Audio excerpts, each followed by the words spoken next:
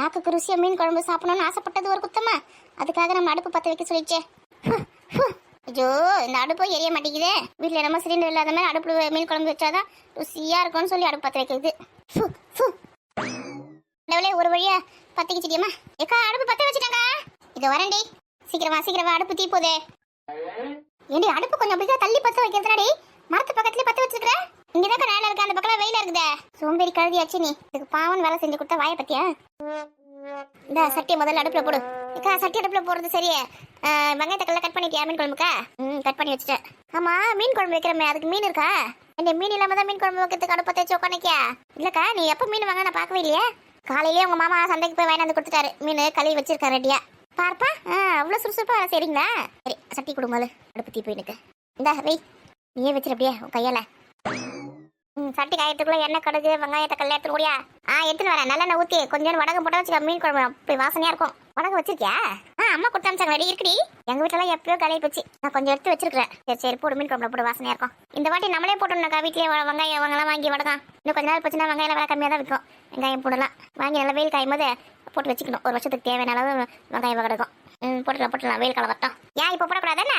ஐயோ, ஒரே பனியா இருக்குதடி, இப்போ எப்படி போட முடியும்? நல்லா சுருள் வெயில் காலம் பத்தியா, பங்குனி சித்திரையில அப்போ போட்டால் தான் கரெக்டாக இருக்கும். இப்போ போட்டால் பூனை பத்துருமா? ஆமாம், இப்போ இருக்க வெயில் பத்தாது நமக்கு. மணி வேற ஆச்சு, மாமாக்கு வேற 1 மணிக்கெல்லாம் சாப்பாடு வேற கொடுத்து அனுப்பணும். சாப்பாடு கொடுத்து அனுப்பணுமா? ஏன் வந்து சாப்பிட மாட்டாரா? வெயில தூக்கின்னு ஓடுவியா ஜங்குன்னு? நான் போடி, வாணி வீட்டில் தானே இருக்கா. அவகிட்ட கொடுத்து வச்சுக்க, சைக்கிள் எப்படி கொடுத்து வந்துருவா. ஸோ என்னதான் இருந்தாலும் வீட்டில் தட்டில் போட்டு திருப்தியாக மீன் குழம்பு ஊற்றி மீன் வச்சு சாப்பிட்ற திருப்தி வருமா? வீட்டில் வந்து சாப்பிட சொல்லுமா பாவ? அப்படி யார் இப்போ லைன் கட்டி நிற்கிறாங்களா கடையில்? மதியான டைம்ல ஈவோட்டி தானே பாரு. முடிஞ்சா வரேன்னு தான் சொன்னாரு. நான் தான் சொன்னேன் வாணிக்கிட்டே சாப்பாடு கொடுத்து அமிச்சிட சொல்லிட்டு. நீ வாய் வச்சுன்னு சும்மா இருக்க மாட்டியா? மயமா இவகிட்ட பேசி பேசி சட்டி காஞ்சி போச்சு. எண்ணெய் ஊற்றி இருந்தாலும் சூடாயிருக்கும். பேசி வேலையை கெடுக்கிறா. வரும்போது சாப்பிட்றதுக்கு ஏதாவது ஸ்நாக்ஸ் இருந்தா எடுத்துன்னு வா. எப்போ பாரு திங்கிறதுலேயே தான் இருப்பியா? பசிக்குதுல, காலையில 6 பூரி சாப்பிட்டேன். அதோட வந்து இங்கே உட்காந்து பசி எடுக்காதே இருக்க. இப்போ வீட்டில் எதனா ஸ்நாக்ஸ் இருந்தா எடுத்துன்னு முறுக்கு. முறுக்கு வேணாண்டியம்மா, தீபாவளிக்கு சாப்பிட்டு சத்து போச்சு. 10வது அண்ணா வீட்டில் வேற கொடுத்தாங்க. அதுவே இன்னும் கிடக்குது எங்கள் வீட்டில். முறுக்கு மட்டும் வேணாம், மற்ற வேற எதுனாலும் எடுத்துன்னு வா. முறுக்கு தான் இருக்குது, அதான் எடுத்துன்னு வருவேன். அது வேணாம் சொல்லல, வேற எதுவும் இல்லை எங்க வீட்டுல. வேணுனே அதே எடுத்துட்டு வர. அதுக்கா மூஞ்ச அடிச்ச மாதிரி இருக்குது. கனவுலாம் கூட முறுக்கா வருது. ஏண்டி எங்க தாண்டி இருக்குதே? வாங்கடி. உன்னை தேடி உங்க வீட்டுக்கு போன அவங்க மாமியார் தான் இருந்தது. அதான் சொல்லிச்சு, அவங்க அக்கா வீட்டு இருக்குது ராதிகா, அங்க போய் பாருங்கன்னு. என்ன விஷயம்? என்ன தேடி வீட்டு வரைக்கும் போயிருக்கீங்க? ஒன்னும் இல்லக்கா, நாங்கள் 2 பேரும் சேர்ந்து ஹோட்டல் ஆரம்பிக்கலான்னு இருக்கோம். அதுக்கு காய்கறிலாம் கொஞ்சம் நீ வாங்கிட்டு கொடுப்பியா, கம்மி ரேட்ல கொடுப்பியான்னு கேட்கலாம் சொல்லிட்டு தான் வந்தோம். நல்ல விஷயம், ஹோட்டல் ஆரம்பிக்க போறீங்களா? பரவாயில்லையே. அதாக்கா, அதுக்கு ஒரு நாளைக்கு எப்படி இருந்தாலும் ஒரு காய்கறிலாம் 5-5 கிலோ தேவைப்படும். எங்களுக்கு வாங்கி வந்து கொடுத்துறியா, இல்லை நாங்களே போய் வாங்கிக்குவா? என்ன இந்த ஊருக்கு எல்லாருக்குமே காய்கறி நான் தான் வாங்கி வந்து கொடுக்குறேன், நான் தான் சப்ளை பண்ணுறேன். உங்களுக்கு வாங்கி வந்து கொடுக்க மாட்டேனா? நான் ஹோட்டல் ஆரம்பிச்சுட்டு நாங்கள் ரொம்ப பிஸி ஆகிடுவோம். எங்களால் கடைக்கெல்லாம் போயிட்டு வந்து இருக்க முடியாது, புரியுதா? அதனால தான் உங்ககிட்ட கேட்கலாம் சொல்லிட்டு வந்தோம். கண்டிப்பாக வாங்கி கொடுக்கண்டி. ஆனால் மற்றவங்களுக்கு கொடுக்குற மாதிரி ரேட்டு கொடுக்கக்கூடாது. ஒரு 2 ரூபா கம்மி பண்ணி தான் கொடுக்கணும், புரியுதா? நான் ஏற்கனவே கம்மியாக தான் விற்கிறேன் காய்கறிலாம். நான் ரேட் அதிகமாக எப்போ வச்சிருக்கேன். மற்றவங்களுக்கு எப்படியோ எதுவும் எங்களுக்கு தெரியாது. எங்களுக்கு மற்றவங்களோட 2 ரூபா கம்மியாக கொடுக்கணும். சரிடியம்மா, தரேன். நீங்கள் உங்கள் சொந்த காலை நின்று முன்னேறணும்னு முடிவு பண்ணதுக்கு அப்புறமா உங்களுக்கு நான் ஹெல்ப் பண்ணாமல் போயிடுவேண்ணா. சரி, எப்போ ஹோட்டல் திறக்க போறீங்க? இப்போ தாக்கா இடம் பார்த்துன்னு இருக்கோம். இடங்கள்லாம் பார்த்துட்டு அப்புறம் சொல்கிறோம். அடியே, இன்னும் இடமே பார்க்கலையா நீங்க? ஆமாக்கா, குறைஞ்ச விலைக்கு எங்க கிடைக்க சொல்லிட்டு பார்த்துருக்கோம். சொந்தமாக வாங்க போறீங்களா கடையை? இல்லக்கா, சொந்தமாலாம் வாங்க போறது இல்லை. ஒரு காலி கட்டிச்சு வச்சுக்கேன், அதில் ஒரு கூரையை போட்டு அதில் ஹோட்டல் ஆரம்பிக்கலான்னு இருக்கோம். ஆரம்பிக்கிறது மெயினான இடத்துல ஆரம்பிங்க, ஒரு ஸ்கூல் பக்கத்தில் அந்த மாதிரி. அப்போதான் வியாபாரம் நல்லா நடக்கும். டொக்கில் ஆரம்பிச்சிங்க வச்சுக்கேன், ரொம்ப கஷ்டம். அதான் ஸ்கூல் பக்கத்தில் தான் பார்த்துன்னு இருக்கோம். இல்லையா, கடையை வாடகை எடுத்துட வேண்டியதாடி. ஸ்கூல் பக்கத்தில் நிறைய கடைங்க காலியாக இருக்குதுடியே. ஏக்கா, கடைலாம் வாடகை எடுத்துன்னா 1 லட்ச ரூபாய் 2 லட்ச ரூபாய் அட்வான்ஸ் கேட்பாங்க. மாதம் வந்து வாடகை வேறு தரணும், ரொம்ப கஷ்டம். இதுவே நம்ம தரையவே வாடகை எடுத்துட்டு வச்சுக்கேன், நம்ம கூரையை போட்டுக்கலாம். தரைக்கு மட்டும் வாடகை கொடுத்தா போதும். ஆமாம், கம்மியாக வரல அப்போ காசு. வருமானத்தை வாடகை கொடுத்துட்டு அப்புறம் என்ன பண்ணுறது? நல்ல பிளான் பண்ணி தாண்டியமா பண்ணுறீங்க. ஆமாம், திடீர்னு நீ இந்த மாதிரி ஒரு முடிவு எடுத்துருக்கீங்க. எத்தனை நாளைக்கு தண்டை சொல்ல சுற்றின்னு இருக்கிறது? ஆமாம், நீலாம் வந்து காய்கறி விற்று சம்பாதிக்க ஆரம்பிச்சேன். நாங்களாம் சும்மா சுற்றின்னு இருந்தா எப்படி சொல்லு? ஏண்டி, எங்கள் வீட்டுக்கார பெயிண்ட் அடிக்கிற வேலை செய்கிறாரு, எங்களுக்கு வருமானம் கம்மியாக இருக்குது. உங்கள் வீட்டுக்காரங்களும் ஆஃபீஸ் தாண்டி வேலை செய்கிறாங்க, நிறைய வருமானம் வருதுல்ல. அதுக்கப்புறம் என்ன உங்களுக்கு குறை? நான் தான் அவங்க லட்சக்கணக்கில் சம்பாதிச்சானோ, எங்களுக்குன்னு ஒரு 10 ரூபா தராங்களா? ஏன் உங்கள் வீட்டுக்கார சம்பளம் வாங்கி விட்டு தானே கொடுக்குறாரு? கொடுக்குறாரு. மளிகை சாமாக்கு இவ்வளோ, காய்கறிக்கு இவ்வளோ அப்படின்னு சொல்லிட்டு கணக்கு பார்த்தா கொடுக்குறாங்க. எக்ஸ்ட்ரா கொடுத்தாதே நம்ம இஷ்டத்துக்கு செலவு பண்ண முடியும். ஒரு துணிமணி வாங்கணும், ஒரு நகை நட்டு வாங்கணும், நமக்கு பிடிச்ச சாப்பிட்றதுக்கு வாங்கணும் அப்படின்னா எங்கே போகிறது காசுக்க? ஆமாம், அதுக்கு போய் கேட்டால் எதுக்கு தேவையில்லாத செலவுலாம் பண்ணுறேன். ஒரு பொங்கல் தீபாவளி கூட எக்ஸ்ட்ரா ஒரு 500 ரூபா கொடுத்து ட்ரெஸ் எடுக்க விட மாட்டேங்கிறாங்க. ஒரு சினிமாவுக்கு போனோம், ஒரு பீச்சுக்கு போனோம், ஒரு பார்க்குக்கு போனோன்னா எங்கன்னா காசு தராங்களா? அவங்களாம் எனக்கு கூட்டிட்டு போகிறாங்களா? அன்றைக்கி அவங்க பின்னாடி குரங்கு மாதிரி உட்காந்து போக வேண்டியதாக இருக்குது. இதே நம்ம சம்பாதிச்சுன்னா நம்ம கிட்டே காசு வந்து இஷ்டத்துக்கு நம்ம சுற்றலாம்ல. ஓஹோ, பணம் சம்பாதிக்கிறது இப்போ செலவு பண்ணுறதுக்கு தான். ஆமாம், மனம் போல செலவு பண்ண தேவை.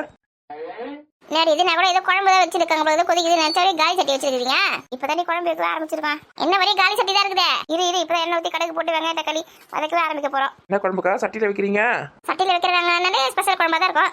மீன் குழம்பு தாண்டி வைக்க போகுது எங்க அக்கா. ஐயா மீன் குழம்பா? கோமதி அக்கா வைக்கிற மீன் குழம்பு 4 தெரு வரைக்கும் மணக்குமே. கொஞ்சம் சாப்பிட்டு வீட்டுக்கு கொஞ்சம் வாங்கிட்டு போக வேண்டியதான். நல்ல நேரத்துக்கு தான் வந்துருக்கோம் இங்கே. இவளுங்க எப்போ வந்தாலுங்க தெரியல. ஏண்டி கொஞ்சம் வழி விட்டு நிக்க கூடாதா? ஆமா அடுப்பு தீ சீக்கிரமா ஓடியா. எங்கடி குரல் மட்டும் கேக்குது, ஆளையே காணா? கீழே பாடிங்க. இங்க இருக்கியா? கொஞ்சம் ஹைட்டா வளரக்கூடாது.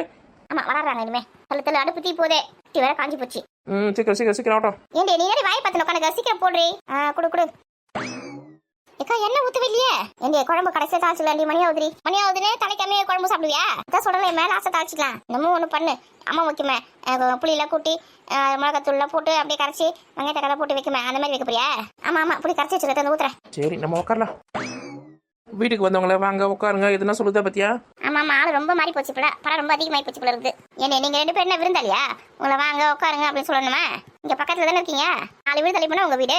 என்னமோ ஊர்ல இருந்து பஸ் பிடிச்சி வந்த மாதிரி இவங்களை வாங்க உட்காருங்கன்னு சொல்லணுமா? பத்தியா 1000 தான் இருந்தாலும் சொந்தக்காரங்களுக்கு தான் மதிப்பு மரியாதைனா, ஃப்ரெண்டுங்களுக்குலாம் மதிப்பு மரியாதை எதுவுமே கிடையாதுல. உங்களை யார் மதிக்காம போனாங்க? சரி உங்க ஆசையே கிடப்பானே.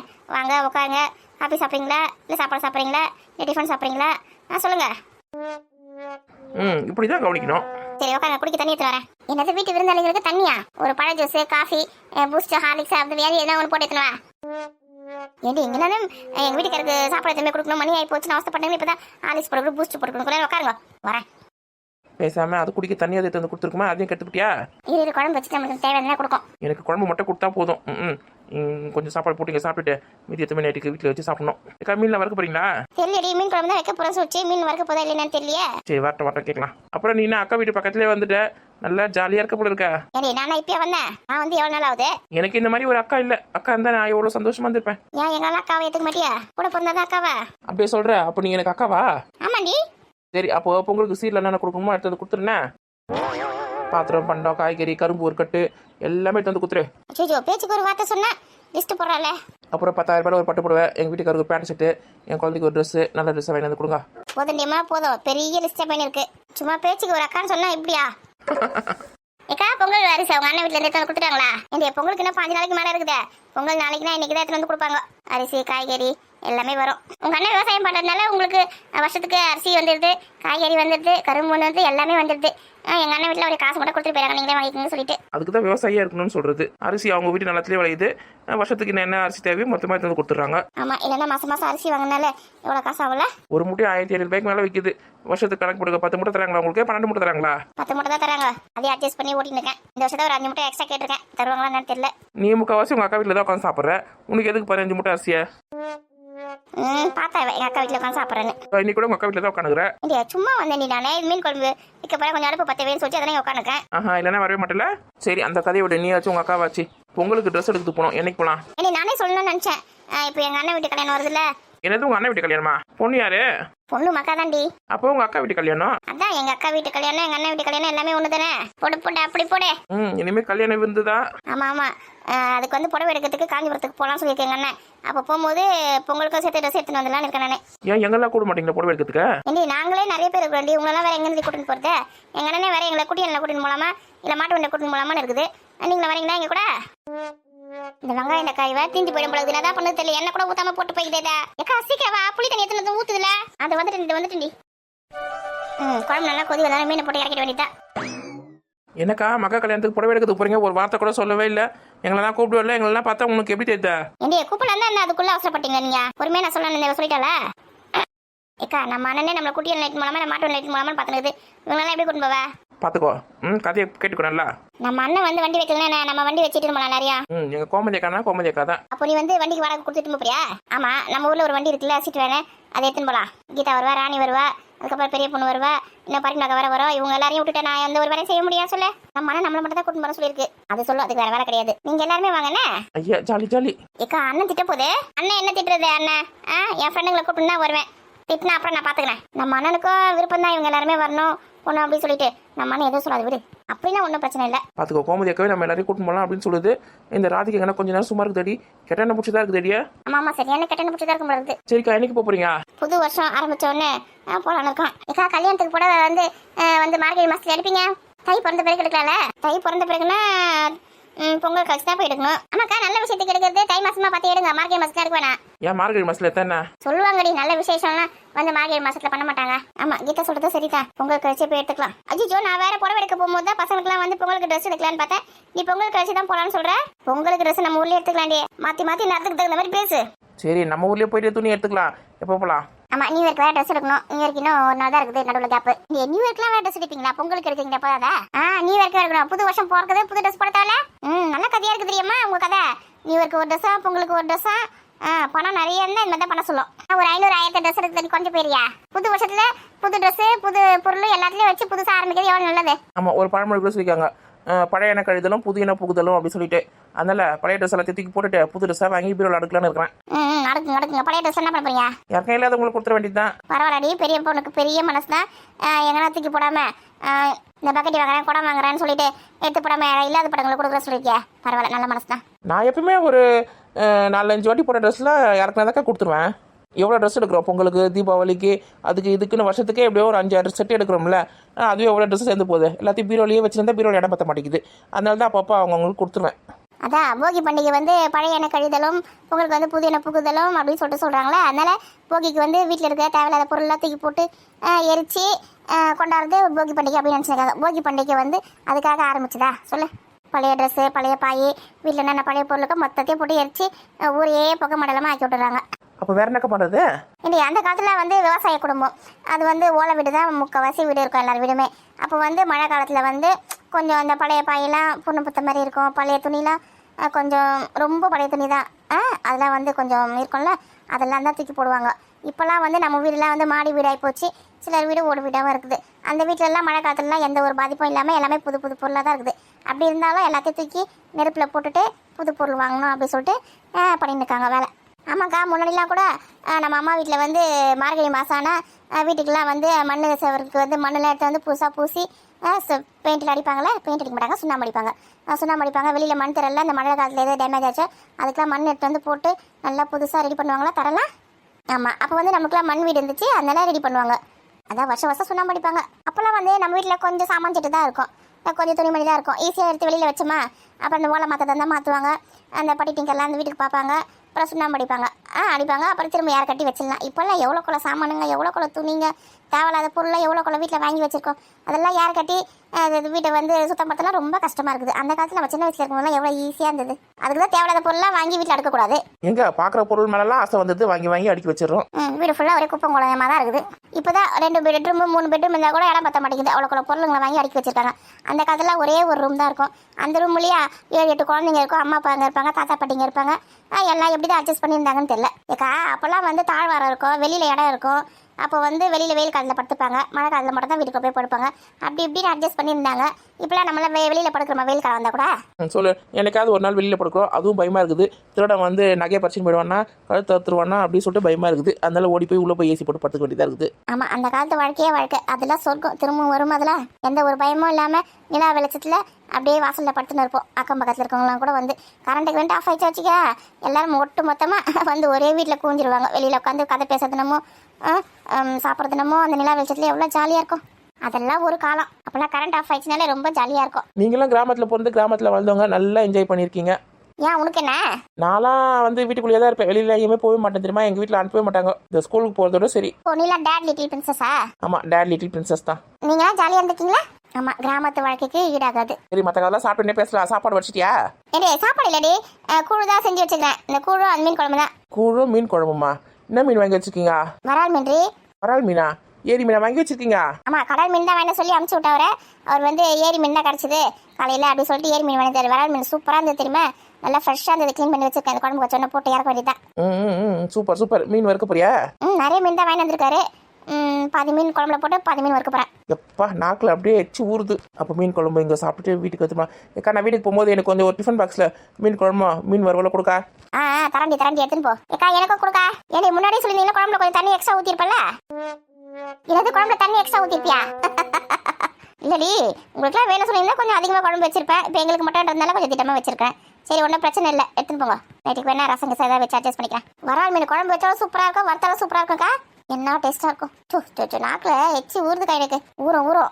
எப்பவுமே கடல் மீனை விட ஏரி மீன் ஆத்து மீன் அதில் தான் நல்லா டேஸ்ட்டாக இருக்கும். அது இல்லாமல் அது வேறு ஃப்ரெஷ்ஷாக நம்மளுக்கு கிடைக்குதுல, அதனால இன்னும் டேஸ்ட்டாக இருக்கும். சரி சரி, மீன் வறுக்கிறதுக்கு மசாலா போட்டு வச்சிருக்கியா இல்லையா? மசாலா போட்டு ஊற வச்சு தண்ணி வந்துருக்குறேன். குழம்பு கொதி வந்துச்சா? இன்னும் வரல. அடுப்பு கொஞ்சம் வேகமாக தள்ளி விடு, அப்போதானே சீக்கிரமாக கொதிக்கும். பசிக்குது, வயிற்றில் சத்தம் கேட்க ஆரம்பிச்சிச்சு. ஸ்நாக்ஸ் கேட்டேன், அதுவும் எடுத்து வந்து கொடுக்கல. எப்போ பாரு பசிக்குது பசிக்குதுன்னு சொல்லுவியா? ஸ்நாக்ஸ் எடுத்து வந்து கொடுத்தனால கொஞ்சம் நேரம் அட்ஜஸ்ட் பண்ணிக்கலாம். ஸ்நாக்ஸ் எடுத்து வந்து கொடுக்கல, சீக்கிரம் ஆகட்டும், ஸ்ட்ரைட்டாக சாப்பாடு சாப்பிட்டுக்கலாம். இப்போ யார் சாதம் வச்சு வச்சுக்கிறா? கூழ் தான். ஏதோ ஒன்று மீன் குழம்பு ஊற்றி சாப்பிட்டா எல்லாமே சூப்பராக தான் இருக்கும். கூழ் மட்டும் என்ன குறை? கூழ் வந்து அமுத்த மாதிரி. ஹோட்டலில் போய் கூட சாப்பாடு fried rice, chicken rice, dosa, இட்லின்னு வாங்கி சாப்பிடலாம். கூழ் கிடைக்குமா? கூழ் சாப்பிட்னா 2 நாள் வெயிட் பண்ணணும். மாவு ஊற வச்சு செஞ்சு அதுக்கப்புறம் மறுநாள் தான் சாப்பிட முடியும். கூழ் வந்து உனக்கு அவ்வளோ இழப்பமா போச்சா? ஏண்டியா, கூழ் தாண்டி உடம்புக்கு நல்லது, அதனால தான் உங்கள் மாமா கேட்டால் நான் செஞ்சு வச்சிருக்கிறேன். சரி சரி, நீங்கள் சொல்ல சொல்ல எனக்கு கூட வயிற்றில் பசி எடுக்க ஆரம்பிச்சிச்சு. மண்ணு சீக்கிரம் ஆரம்பிச்சு முடிங்க. ஒரு மீன் குழம்பு வச்சு ஒரு மீன் வறுக்கிறதுக்கு உங்களுக்கு 2 நேரம் பசிக்குதா? டெய்லியும் காரக்குழம்பு ரசம் சாம்பார் சாப்பிட்டு நாக்கில் செத்து போய் கிடக்குது. ஏன் உங்கள் வீட்டில் நான்வெஜ் எதுவும் செய்யறது இல்லையா? எங்கள் மாமியார் செய்கிற சாம்பார் மீன் குழம்பு வித்தியாசமே இல்லாமல் ஒரே மாதிரியாவே இருக்குது. அது மீன் குழம்பா சாம்பாரான்னு எனக்கு கண்டுபிடிக்கவே முடியல. மீன் இருந்தால் அது மீன் குழம்பு, கத்திரிக்காய் இருந்தால் சாம்பார் அப்படின்னு நானே குத்து மதிப்பாக ஒரு கணக்கு வச்சு சாப்பிட்டுருக்கேன். ஏய் சும்மா சொல்லாத, உங்கள் மாமியார் நல்லா தான் சமைப்பாங்க, ஓவரா பண்ணாத. இன்னைக்கு காலையில் கூட தான் மீன் குழம்பு வைக்கிறேன்னு ஏதோ ஒன்று வச்சிருக்குது, எடுத்து வந்து கொடுக்குவா, சாப்பிட்டு பாரு. அது மீன் குழம்பா சாம்பார்னு உனக்கு தெரியும். அப்போ உங்கள் வீட்டில் மீன் குழம்பு தானே? வாயிலடி அதெல்லாம் மீன் குழம்புன்னு சொல்லாத. அவன் எடுத்து வந்து உங்கள் 2 பேருக்கும் கொடுக்குறேன், சாப்பிடுங்க. இன்னொரு நாளைக்கு எங்கள் வீட்டு மீன் குழம்பு கேட்பீங்களான்னு பார்த்துக்கோ. ஏய் ஏன்டி அப்படி சொல்கிற? வயசானவங்களாம் சூப்பராக குழம்பு வைப்பாங்க தெரியுமா? எங்கள் பாட்டி சின்ன வயசில் வந்து ரசம் வைப்பாங்க. அந்த ரசம் வரையும் புளி தான் பார்க்கறதுக்கு இருக்கும், கருப்பாக இருக்க வர அந்த ரசம் அவ்வளோ டேஸ்ட்டாக இருக்கும்டி. வரும் சாதத்தில் அந்த ரசம் ஊற்றி சாப்பிட்டேன்னு வச்சுக்க, அப்படி தேவாமிர்தமாக இருக்கும். தொட்டுக்க வந்து அந்த உடச்ச கடலையோ கொஞ்சம் தேங்காவும் வச்சு அரைச்சி கொஞ்சம் லைட்டாக உப்பு வச்சு அரைச்சி தருவாங்க. அந்த ரசத்துக்கும் அந்த துவையலுக்கும் அவ்வளோ சூப்பராக இருக்கும். அந்த மாதிரி யாராவது செஞ்சு தருவாங்க, சாப்பிட்லாம். நான் பார்க்குறேன் எங்கள் பாட்டியோட கைப்பக்குவம் யாருக்குமே வர மாட்டேங்குது. இத்தனைக்கும் அவங்க அடுப்பில் தான் சமைப்பாங்க, அவ்வளோ சூப்பராக சமைப்பாங்க தெரியுமா? நீ சொல்கிற மாதிரி தான் எங்கள் பாட்டி கூட நல்லா தான் சமைப்பாங்க. ஒருவேளை சின்ன வயசில் சாப்பிட்டதுனால அதெல்லாம் டேஸ்ட்டாக தெரிஞ்சிருக்கோம், இல்லை ஒருவேளை அவங்க நிஜமாலுமே டேஸ்ட்டாக செஞ்சுருக்காங்களா? எங்கள் பாட்டிலாம் வந்து அம்மியில் வச்சு தான் மிளகு ஜீரகம் இந்த பூண்டு காஞ்ச மிளகா எல்லாம் வச்சு நல்லா ஒட்ட அரைச்சி அதுக்கப்புறமா ரசம் வைப்பாங்க. அதுவும் அவ்வளோ மனமாக அவ்வளோ டேஸ்ட்டாக இருக்கும். இப்போல்லாம் வந்து மிக்ஸி வந்துச்சு, மிக்ஸியில் போட்டோமா டர்றன்னு ஒரு சுற்றணுமா, எடுத்து ரசம் வச்சோமா அப்படின்னு மண்ணு மாதிரி இருக்குல்ல. இந்த காலத்தில் ஓடியாரோம் எதுக்கு ஓடியாரோன்னு தெரிய மாட்டேங்குது. கை பக்குவமாக இந்த அம்மிலாம் அரைச்சி சமைக்கிறதே மறந்து போச்சுன்னா சுத்தமாக அதான் டேஸ்ட்டாக இருக்க மாட்டேங்குது. இப்போ தான் எனக்கு கூட ஞாபகம் வருது, பாட்டி வந்து மீன் குழம்பு வைக்கிறதா இருந்தால் கூட இந்த மிளகா தனியா இதெல்லாம் வந்து ஒட்ட அரைச்சி குழம்புல போட்டு தான் வைப்பாங்க. நம்மள மாதிரி மிளகாத்தூள்லாம் ரெடிமேடாக அரைச்சி வச்சுன்னா குழம்புல வைக்க மாட்டாங்க தெரியுமா? அடியாத்தியா, மிளகாத்தூள் கூட கையிலே அரைச்சிடுவாங்களா? ஆமாம், நம்மள மாதிரி மிளகா தனியாலாம் எடுத்து போய் மிஷினில் போய் அரைச்சி வந்து குழம்புல வைக்க மாட்டாங்க. தினமும் குழம்பு வைக்கிறதுக்கு அந்த மசாலா அரைப்பாங்க. நல்ல வேலைக்கா இந்த மிஷின்லாம் கண்டுபிடிக்காம இருந்தால் நம்ம கூட தினமும் இந்த மாதிரிலாம் மசாலாலாம் அரைச்சி குழம்பு வச்சிருக்கணும்ல. ஆமாம் ஏற்கனவே நீலாம் சமைக்கிறது ரொம்ப அழகு, இன்னும் கையில் ஒட்ட அரைச்சி குழம்பு வைக்கணும். நீலாம் எப்படி சமைப்ப பாரு. ஆமாம், எனக்கு குறை சொல்ல உனக்கு தூக்கமே வராது பாரு. சரி சண்டை போடாதீங்க, பசிக்குது. சமையல் வேலை ஆகட்டும், மீன் குழம்பு கொதிக்கிற மாதிரி இருக்கு பாருங்க, மீனை போடுங்க. இதுங்கிற இடத்துக்கு பஞ்சாயத்து பண்ணி நம்மளுக்கு வயசாயிடும் போல இருக்குது. சின்ன குழந்தைங்க மாதிரி சண்டை போடுதுங்க. மீன் எடுத்து வந்து போடு, இப்படி வறுக்கிற மீன் எடுத்துன்னு வா. எந்திரிச்சு போயிட்டு வந்து கால் வலிக்குது, கொஞ்சம் போய் எடுத்துன்னு வாயா. நான்லாம் போக மாட்டேன், உட்காந்து தொட்டு ஏந்துக்க மாட்டியா? போய் எடுத்துன்னு வாப்போ. சின்ன குழந்தைங்க மாதிரி எப்படி சண்டை போடுறது பார்த்தியா? இதுங்க நம்பி மீன் குழம்பு சாப்பிட்டா நம்ம உட்காந்துருக்கோம், கிடைக்குமா கிடைக்காதா தெரியலையே.